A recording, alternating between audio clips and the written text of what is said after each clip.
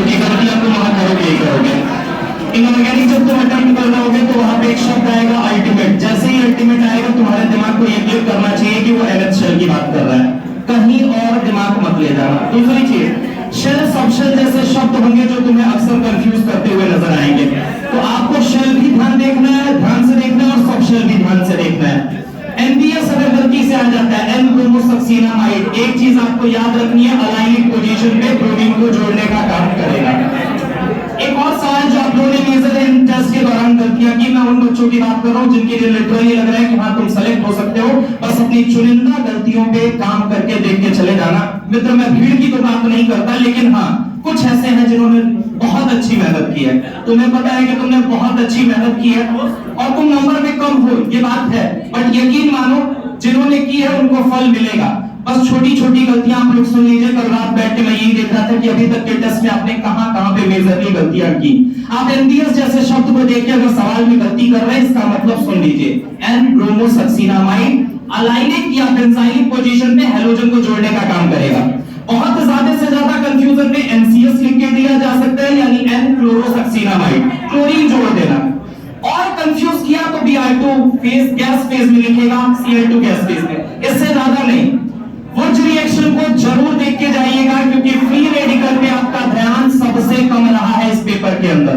आप free radical के जो भी सवाल आ रहे थे, कोई भी इलेक्ट्रोलाइसिस बच्चा पकड़ नहीं पा रहा था, तो इसको ध्यान देना ही देना है।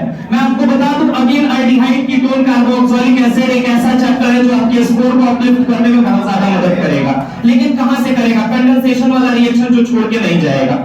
जो कंडेंसेशन छोड़ के जाएगा माइट पॉसिबल सवाल ना है, लेकिन मैं तुमको बता रहा हूं तुम्हारे दिमाग में हमेशा फियर बना रहेगा और वहां से अगर तुम निकल गए तो तुम जाके फंसोगे एलिमिनेशन में। तो इस सीक्वेंस में आपको देख के जानी है चीजें, कंडेंसेशन, एलिमिनेशन। सब्स्टिट्यूशन का सवाल हर बच्चा कर लेता है, SN1 SN2 हर बच्चा आइडेंटिफाई कर लेता है, प्रॉब्लम E1 E2 में जाके फंसती है। लास्ट मिनट पे जरूर देख के जाइएगा। कार्बोहाइड्रेट अगर छूट रहा है किसी से, अमीनो एसिड अगर छूट रहा है किसी से, प्लीज आप उसके साथ देख कर जाइए। आप एमओटी पे बहुत ज्यादा स्ट्रेस मारेंगे, लेकिन एमओटी में अगर मैं बात करूं एनसीईआरटी की लाइन जो छोड़ के गया वो फंस जाएगा भाई।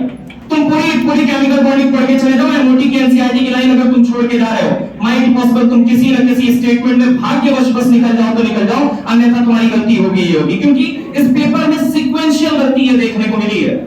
जीओसी के अंदर एक मेजर कांसेप्ट मैं बोल देता हूं क्योंकि 3 सवाल ऑलमोस्ट आप मान के चलिए आने वाले हैं, डायरेक्ट प्रत्यक्ष या अप्रत्यक्ष रूप से। एक डायरेक्ट सवाल आपको इस कांसेप्ट पे निर्भर करेगा, क्या आप सीक्वेंस सही लगाते हैं कि नहीं लगाते हैं। हमेशा याद रखिएगा, मैं बार-बार बोलता आया हूं केटायन एनायन की स्टेबिलिटी चेक करनी है, पहले मैं साइज देखूंगा, देन मैं ईएम देखूंगा, देन मैं इलेक्ट्रॉनिक इफेक्ट। अब उसको एक समरी में, एक नोट में लपेट के लेकर जाइए। क्यों? क्योंकि आप ये मान के चलिए यहां से कोई ना कोई सवाल आएगा ही आएगा भाई, 100% कंफर्म है।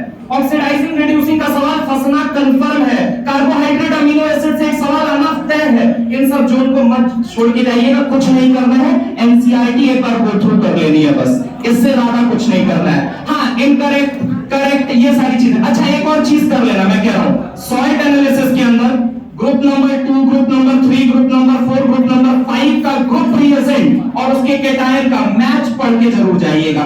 मैं डेफिनेटली बता रहा हूं उस पेपर के अंदर आपको मदद मिलेगी ही मिलेगी। और बहुत सारी चीजें पैनिक हो रही। अब दूसरी पहलू पे आ जाते हैं उन बच्चों का जो एवरेज है थोड़े से। देख भाई, मैं तो पेपर देने गया था तो मैं एंड मोमेंट तक हार नहीं मान के गया था। ईश्वर को भी साथ लेके जा रहा था, कॉन्फिडेंस को भी और गद्दारी को भी, क्योंकि यही मोमेंट होता है जहां पे जितना बड़ा गद्दार बन सकता है बन जाना। 22 क्वेश्चन चीट मार दिया था मैंने, मानेगा?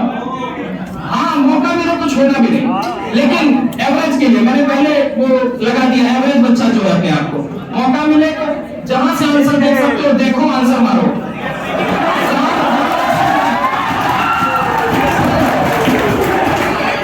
जीवन का अंतिम मारे। और एक चीज समझने की कोशिश करो, एक चीज समझने की कोशिश करना, एंड में कुछ भी नहीं है, ठीक है? ये नहीं होगा, कुछ और होगा, बढ़िया होगा।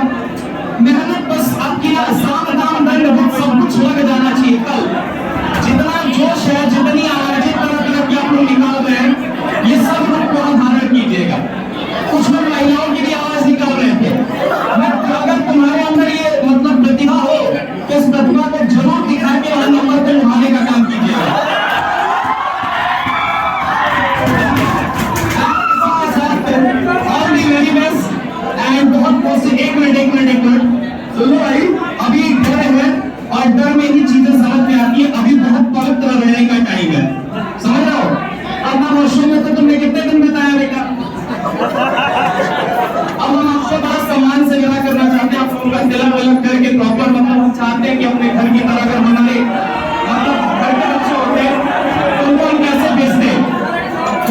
तो हैव साइलेंस प्लीज, थोड़ा सा बातें सुन लीजिए। यही अंतिम दिन पे आपका काम रख सकती है, बाकी कोई बात काम नहीं रखेगी। बाकी अकेली बात अभी घर में जाना और देखना फिर से परेशानी मन में चालू हो जाएगी, समझ रहे हो। तो यहाँ पे थोड़ी देर बैठे हुए हो, हाँ खुल के हंसो, हंसना बहुत जरूरी है, खुल के हंसो। लेकिन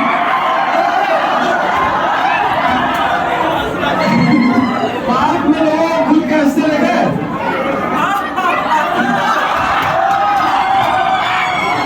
ठीक है। अब बढ़िया गाने के साथ इस पूरे रूम को कम से कम मतलब इतनी तेजी से गाना गा के जाना कि बिल्डिंग आसपास 4-5 को सुनाई दे। सेंटर में मतलब भारत का युवा बैठा हुआ है ना।